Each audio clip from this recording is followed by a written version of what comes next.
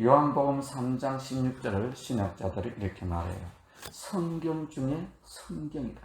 신구약 66권의 성경 말씀이 있는데 이 66권의 이 성경 말씀을 한 구절로 압축한다면 요한복음 3장 16절이 나온다는 것입니다. 근데 오늘 이 요한복음 3장 이 16절의 말씀, 이 핵심이 뭐냐면 하나님은 당신을 너무너무 극진히 사랑한다. 이 말씀을 우리가 은혜로 나누고자 원합니다.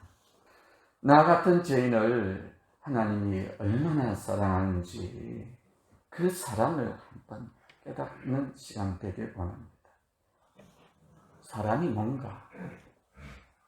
사람은 하나님께서 창세기 2장 7절에 보면 진흙 한 덩거리로 하나님의 손에 의해서 사람이 만들어졌어요.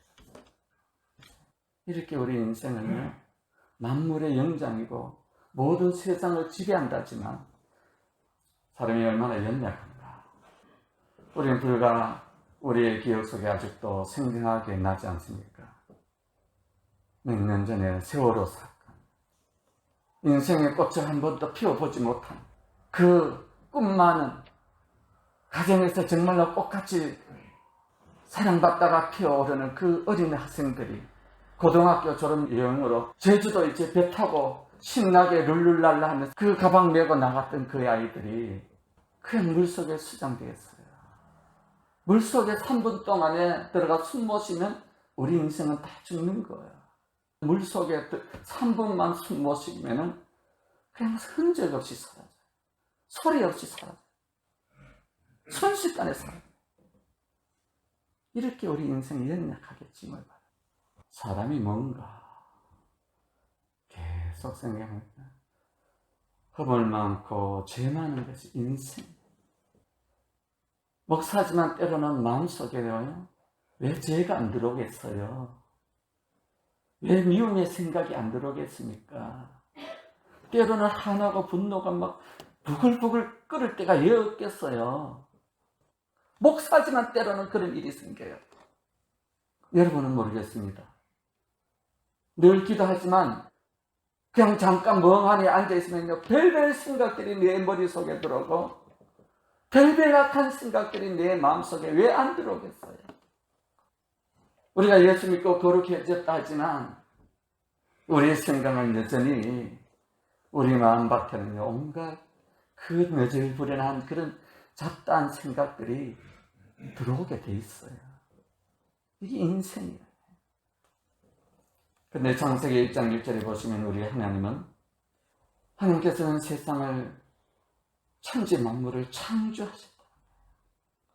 이 창조하셨다는 것은 하나님은 창조주시고 이 우주 모든 만물에 이 태어나고 자라고 죽게 하는 생사화복을 주관하시는 주인이시다. 하나님은 우리 인생에 생사화복을 주장하는 주인이십니다. 절대 존재로서 우리의 모든 인생을 주관하고 있어요. 그래서 성경 창세기 1장 1절부터 요한계시록 마지막 절까지 읽어보면 하나님이 그 한 사람 한 사람의 그 인생을 주관하고 있어요. 때로는 복을 주시기도 하고 화를 주시기도 하고 인생에 가는 길을 바르기도 하고 때로는 가는 길을 꺾어버리기도 하고. 그래서 사람이 하나님을 경외하지만 그 마음의 그 계획을, 그 행동을 움직이고 실행하고 역사하시는 분은 하나님이시다. 사람이 마음으로 자기 길을 계획한다 할지라도 그 꿈을, 그 계획을, 그 역사를 이루게 하시는 분은 하나님이 다 하신다. 하나님은 전능하신 하나님. 하나님은 전지하시는 모든 것을 아십니다. 무소부재하십니다. 이 강대한 우주 속에 하나님은 안 계시는 것이 없다는 거예요. 하나님은 죽은 자를 살리시는 전능하십니다. 우리가 성경을 읽어보면 하나님은 정말 위대하십니다. 하나님보다 더 위대하신 분이 어디 있겠냐고 있다.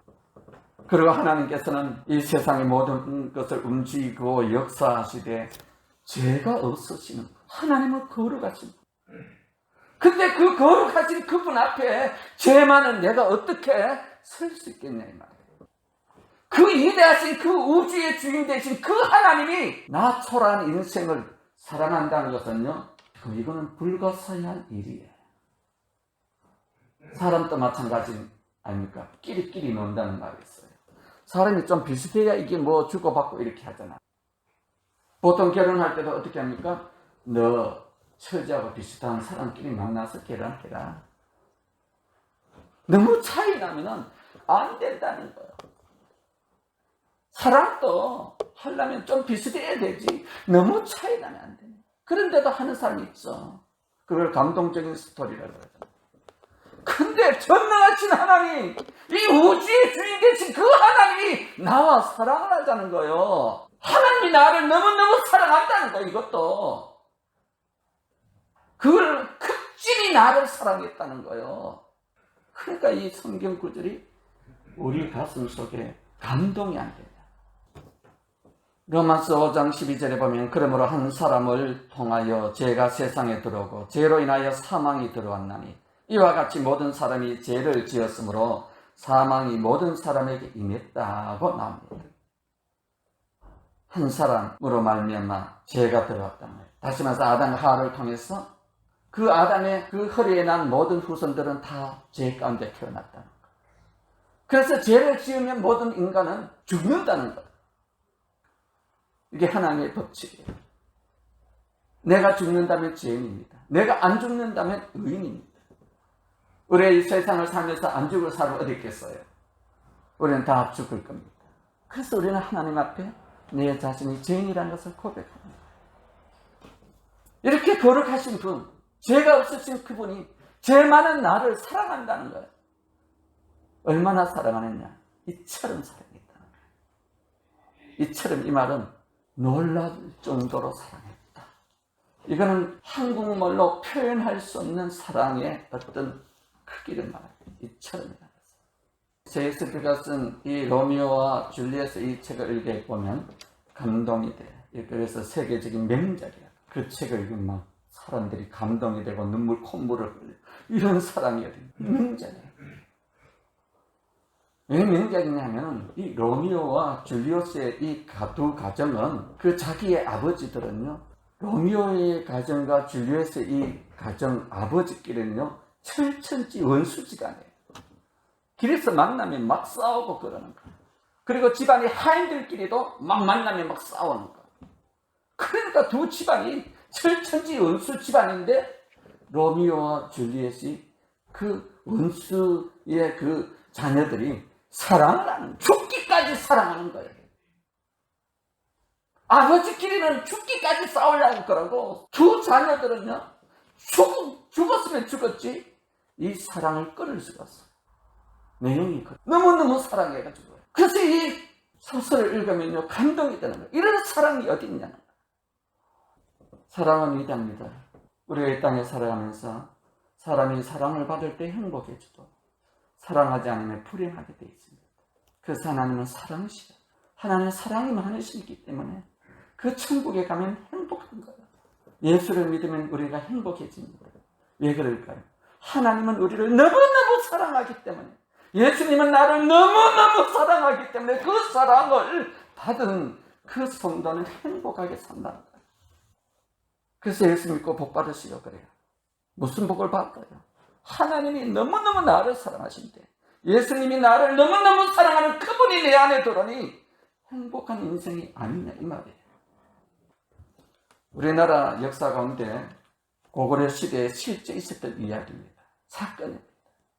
고구려에 평강이란 왕이 있어요. 근데 평강 그 왕의 딸이 있는데 그 딸은 공주라 그러잖아요. 왕의 딸 평강 공주가 있어요.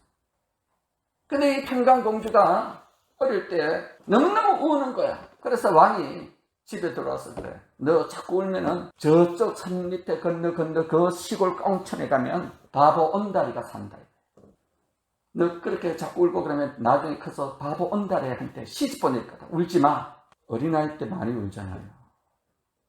어린 아이한테 너 자꾸 울면 너 바보 온다리한테 시집 보낼 거니까 울지 마라고 그랬어요. 공주가 16살 되던 해에 이제 고시 집안에 이제 혼인이 들어오는 거예요. 그 당시는 조언이 발달했으니까, 시대였으니까. 근데 공주 보고 너 고시 집안에 그 남자가 멋있고 정말 앞으로 유능하고 그러니까 결혼하라는 거야. 근데 이 평강공주가 지가 나이가 자르고 그러니까 절대로 안 한다는 거야.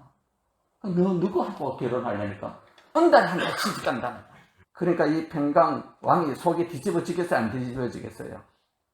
자기는 바보 은달이한테 시집 안 가면은 죽겠다는 거예요. 그러니까 어떻게 하겠어요?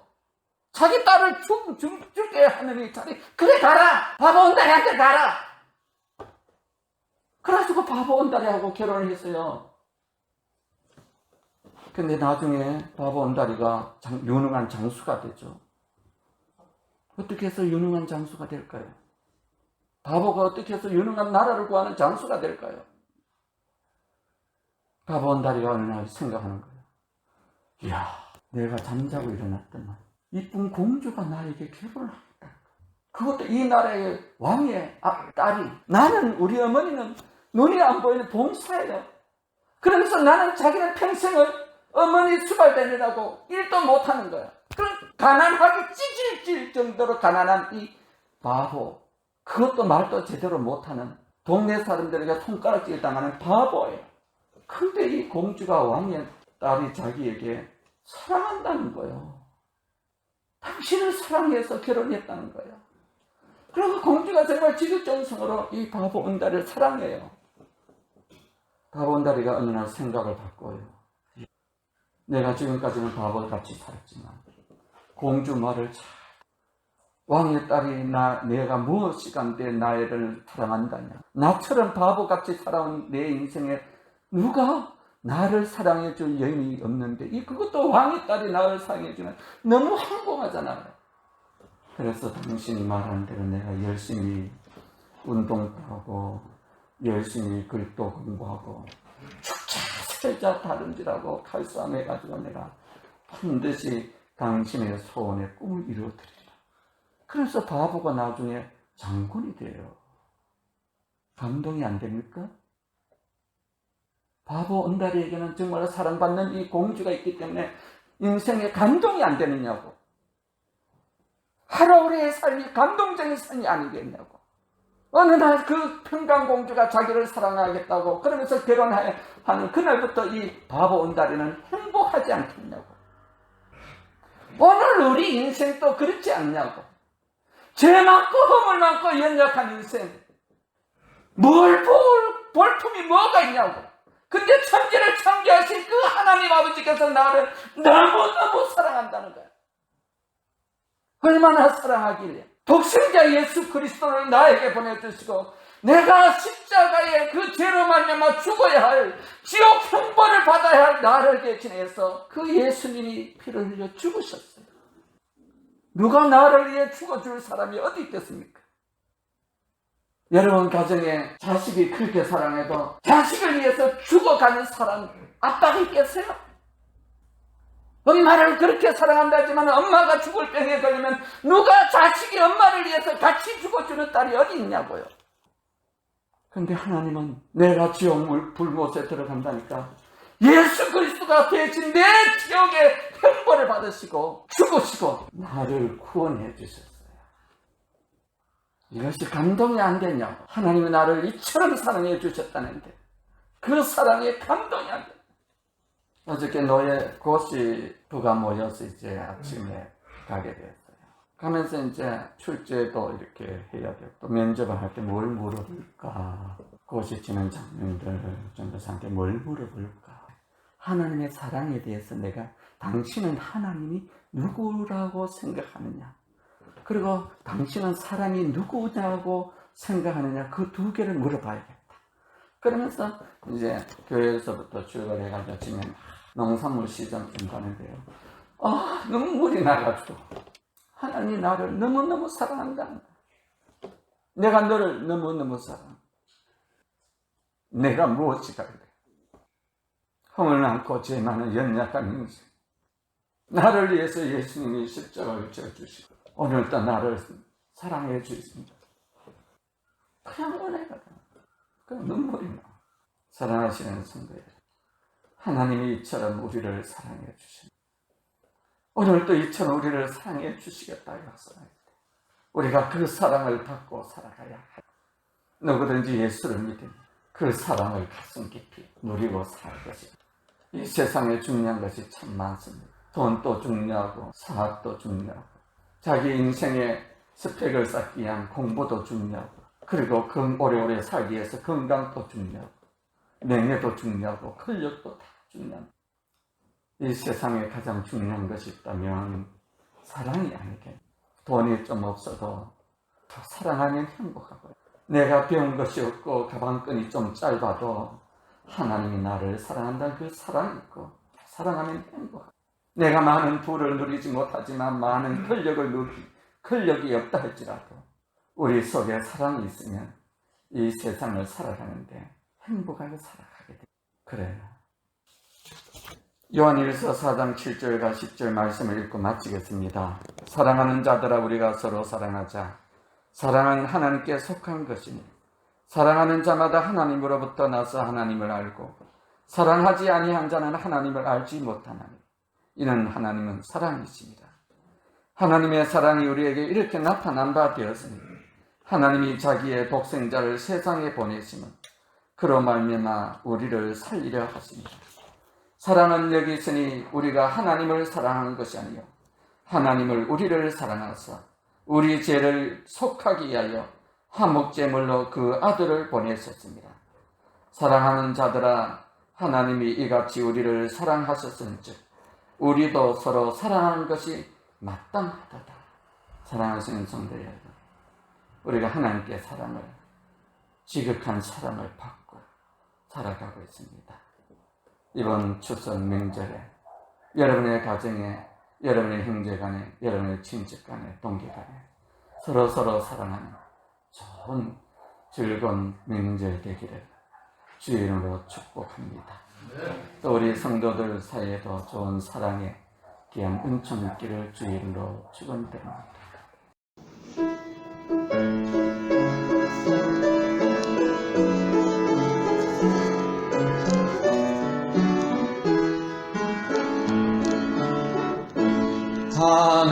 하나님의 사랑